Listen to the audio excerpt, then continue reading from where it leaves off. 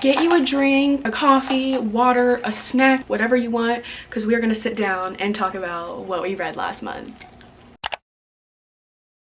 Today's April 1st, which means we have to talk about the books that we read in March. I read 7 books in March, which is actually so good because in February I only read 2. So this is definitely an improvement. Let's just get right into it. The first book that I read was The Queen of Nothing by Holly Black. This is the 3rd book in the Folk of the Air trilogy. It's a YA fantasy about a human girl that lives in like a fairy world. I rated it a 4 stars. I really liked this one. I feel like it wrapped up really well. I definitely feel like when people say there's romance in these books, take that with a grain of salt. There's very little romance. Like, there really is not that much. It's never the main point of the story, but this is definitely my favorite one in the series. I feel like with each book it got better. A lot of people are over the moon in love with this series and I just don't feel that same connection with it. I wish I did because people are like so in love with the series, but I just didn't feel that way. I do think it's a good series, but it's just not one of my favorites. So the next book I read was Magnolia Parks Into the Dark by Jessa Hastings. This is the 5th book in the Magnolia Parks series, but the 3rd one about Magnolia and BJ, and it is the final book about them. So we're gonna get 2 more books in the series about different characters, but this is the last one following BJ and Magnolia, which I was very sad about because I have a very strong connection to these characters in the box set, which is what they call their friend group. Letting that go is kind of hard. This one took me a while to get through. I started this in February and finished it in March because it is over 700 pages. Like, she is a big girl. This one's definitely a lot sadder. It goes into a lot of depth about Magnolia. We also see a lot of character development between the 2 characters, which we all know is one of my favorite things in a book, is a good character development. I really like how their characters like grew throughout the series. I feel like this book really wrapped up the series well. I gave it a 4 stars because Magnolia Parks The Long Way Home is definitely takes the cake for me. My favorite one out of the 3. I still did really enjoy this and I feel like it was a good way to end BJ and Magnolia's story because they definitely deserve to be happy.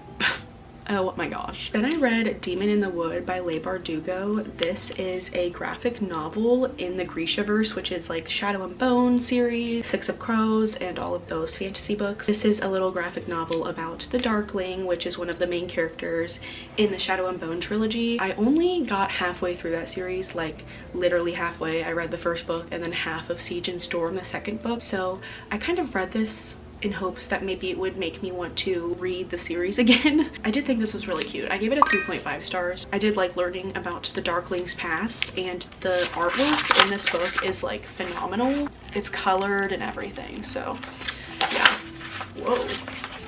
Oh, I've never even taken the cover off. But yeah, I definitely think if you've read the Shadow and Bone trilogy or, you know, have read any of those books and like it, you should read this if you haven't. Then I read Where's Molly by H.D. Carlton while I was on vacation, and I kind of talked about it briefly in my Mexico vlog that I filmed. I actually rated it a 4 stars. This is a little novella, which I thought it was going to be a full-length novel. I don't know why I thought that, but it's just a novella, so it's barely over 200 pages. It's about a character named Molly, which we meet in Hunting Adeline, which is the 2nd book in the cat and mouse duet. She's just a character that's in the story. It's hard to explain, but like, you don't really know much about her, so she's very mysterious. There's a lot of questions, so this novella kind of just explains where she's at, what she's doing, background story and everything, and I really liked it. I really like H.D. Carlton's writing, and I haven't read one of her books in a while, so I really enjoyed this. And then I listened to Stalking Jack the Ripper. I kind of listened to this over the course of like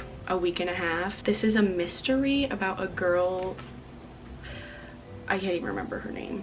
Her name is Audrey Rose. I figured it out. And this is based in like the 1800s. She likes studying like forensic medicine. Like, she wants to work in a morgue like with dead people and stuff, but obviously in the 1800s women are not allowed to do that kind of job, so she definitely does it very secretly. There's a lot of talk about like women of the time and what they could and couldn't do, and Audrey is definitely very much a feminist queen. She always is kind of like, women should be able to do this and I don't know why they can't, and you know, so I really like the discussion of how much women were not allowed to do in the 1800s because we couldn't do jack. There's murders happening all over wherever they live I think it's like London. Are they in London or something? I don't know, but there's a lot of murders that start happening. So Audrey and her uncle and a boy named Thomas are kind of trying to discover who the killer is. So there is like a little subplot of romance, which I wasn't expecting at all, but I did really like it. I feel like it added a lot to the story. I ended up giving it a 3 stars. The way that it ended, I just didn't like. I feel like that's why I rated it lower, because I was so confused. Like, it just didn't add up all the way. I feel like there could have been a much more obvious ending that would have made more sense, but I feel like they were trying to be like, gotcha, you know. If you like mysteries, then I definitely recommend this book, and I think this is a series too. Then I read Wildfire by Hannah Grace. I was pretty nervous to go into this book because, as we know, I am not the biggest fan of Icebreaker. I feel like it's a very popular book that I just don't agree with. And that's okay, you know, like, we all have our differences of opinions, but I was very non-hopeful going into this book. Like, I didn't know what I was gonna expect. I ended up giving it a 4.5 stars. I really like this one. It redeemed this series for me. I feel like the dynamic between the characters was so much better. The storyline was so much better. Lots of improvement here, okay? Aurora and Russ are our 2 main characters, and they go to a summer camp for the summer to be counselors. I feel like I've never read a book that's like based at a summer camp before, so that was really fun. And I feel like if it was summer, it would be so fun to read just by the pool and stuff. And there's a lot of very real things that happen with Russ and Aurora. Like, I feel like things that we deal with as real people, so they were very relatable characters. Russ more than Aurora, because Aurora is, her dad's like some mega rich CEO of like a racing company or something, so she's really rich. They're still both really relatable with like their family issues. Russ especially, his family issues are very relatable, and I just really like them together. I really like the way that Hannah Grace writes her male characters. They're just such like golden retriever cute toy characters. That was the one like redeeming factor of Icebreaker for me, was Nate. I loved his character. I really like Russ as well, and I'm so happy that I like this because now I'm so excited for the next book. I pre-ordered it. I am ready. I'm so excited for that one.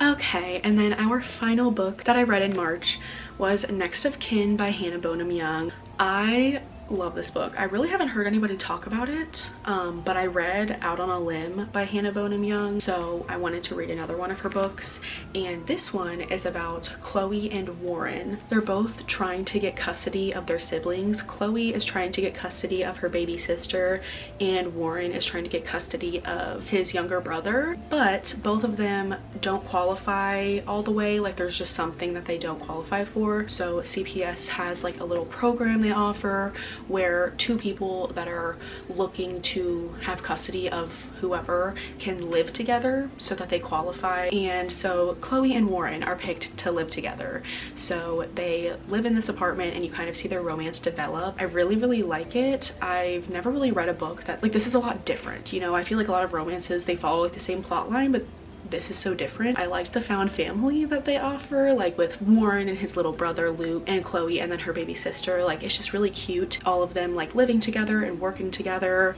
And Hannah always writes about mental health really well. Like, she's very much writing about good communication skills and relationships, and like always brings up mental health, and I really like that. Like, I don't know, I just like when there's a realistic aspect, especially with romance books. Not so much fantasy, but with romance books, you know. Either way, I rated this a 4 stars too. I really liked it, and it's a series. I think there's 2 books, and then I think there might be a 3rd one coming out. I'm not entirely sure about that. So those are all of the books that I read in March. I feel like I had such a good reading month. I read so many good books. I am ready to read more good books in April. I have a reading vlog video coming out for you guys soon, so keep an eye out for that. I will see y'all when I see ya.